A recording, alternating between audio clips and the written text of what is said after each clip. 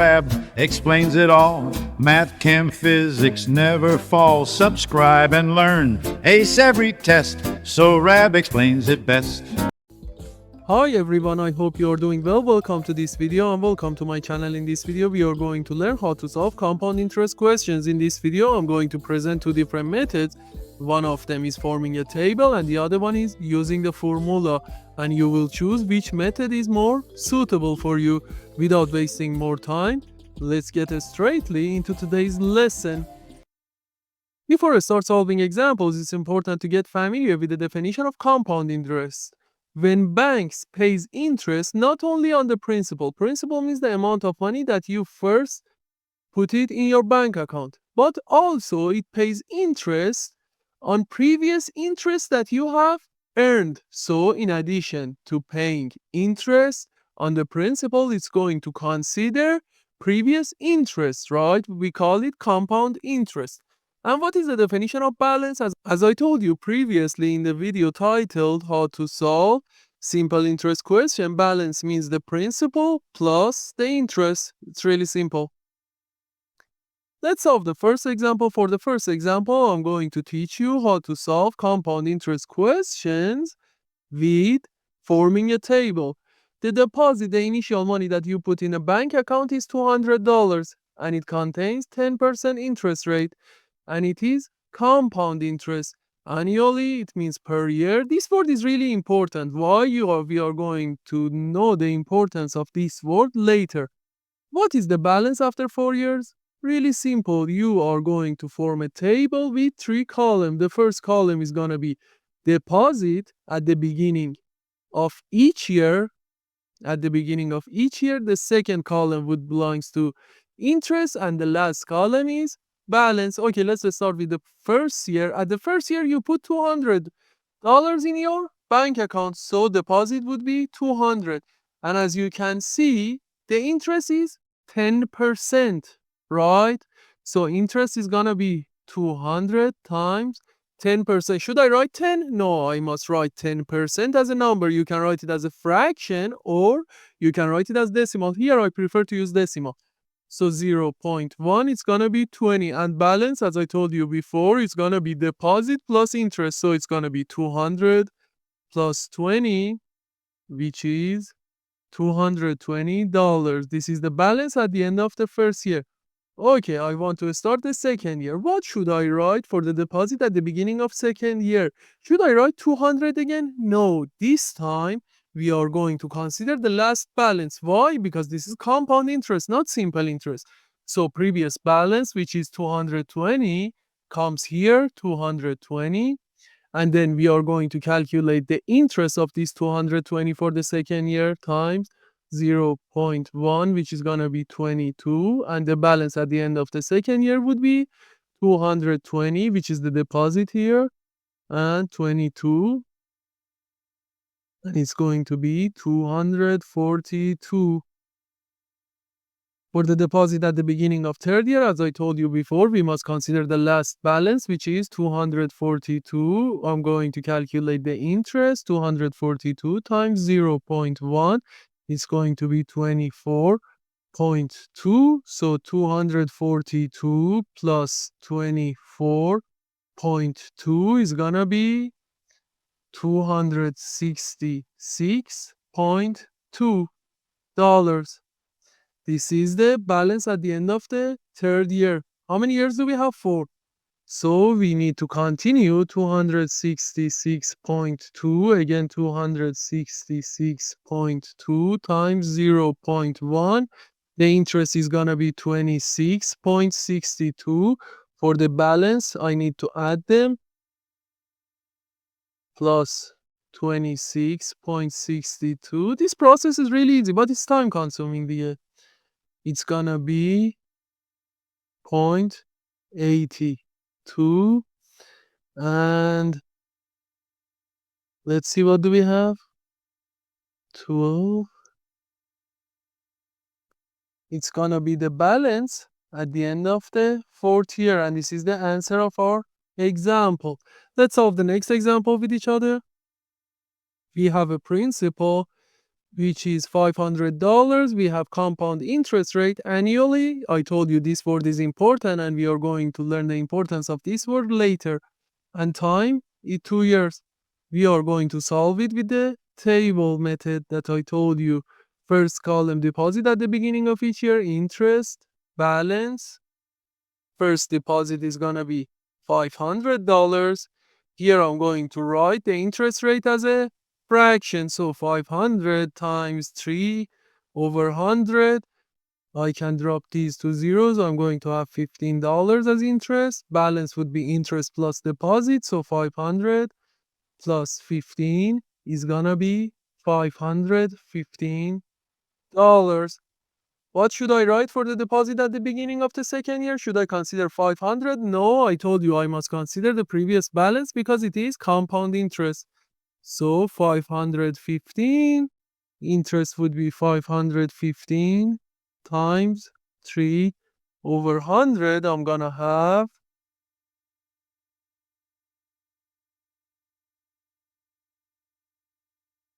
15.45. So 515 plus 15.45 will be equal to $530.45. This is gonna be the balance at the end of the second year. It's really important to understand the concept, okay? We are not machine. The main difference of humankind and animals is the ability of thinking. So you are not an operator. You must understand the concept. Solving the example is not enough.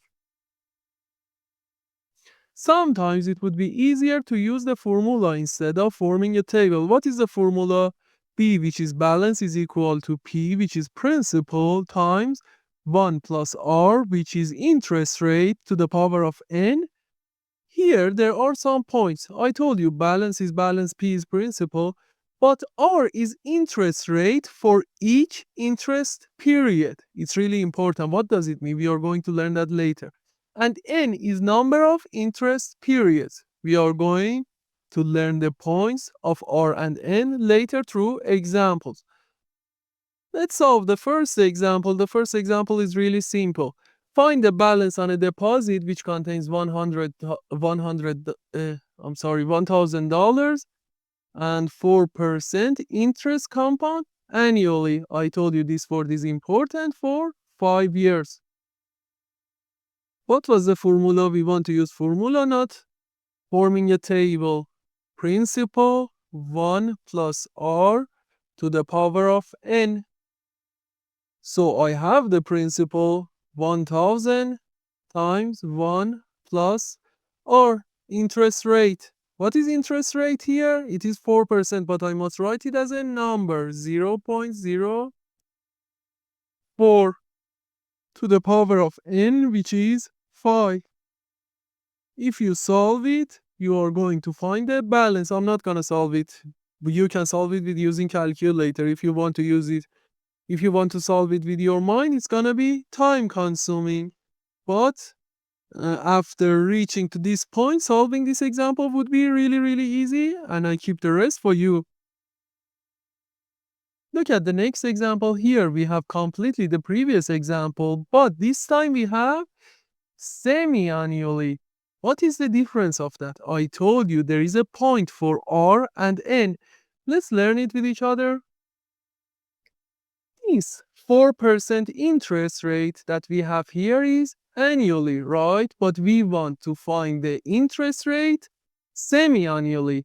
So for finding interest rate semi-annually, we must divide the interest rate, which is annually, by number of periods during a year.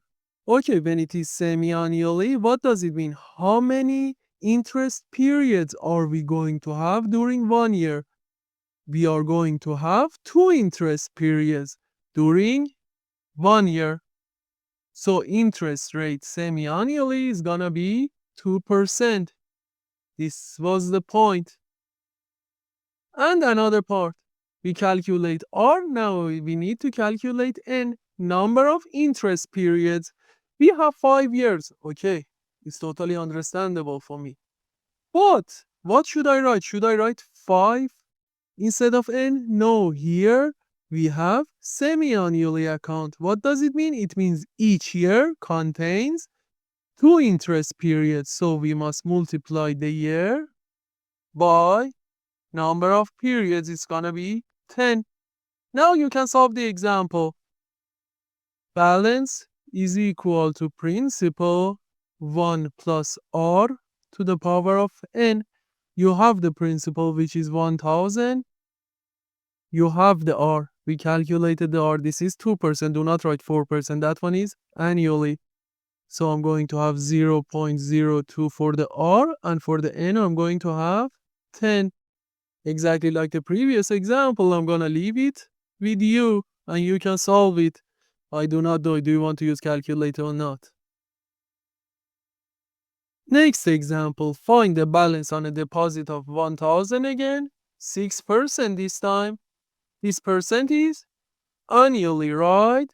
And this time we have 3 times per year for 5 years. Oh, it is tricky. So let's calculate the new interest rate. I told you for calculating interest rate, you must divide the interest rate annually by the number of interest periods that you have per year. Here we have 3. So 6 divided by 3 is going to be 2%. And for finding the n, I told you multiply the years by interest periods per year, which is 3 here. So it's going to be 15. Let's form the formula. P times 1 plus r to the power of n. It is going to be 1000. 1 plus r. The new r is here, okay? Do not write 6%. 6% is interest rate annually. I need interest rate for 3 times per year. So it's going to be 0.02 and n, as I told you, is 15. I expect you to solve it.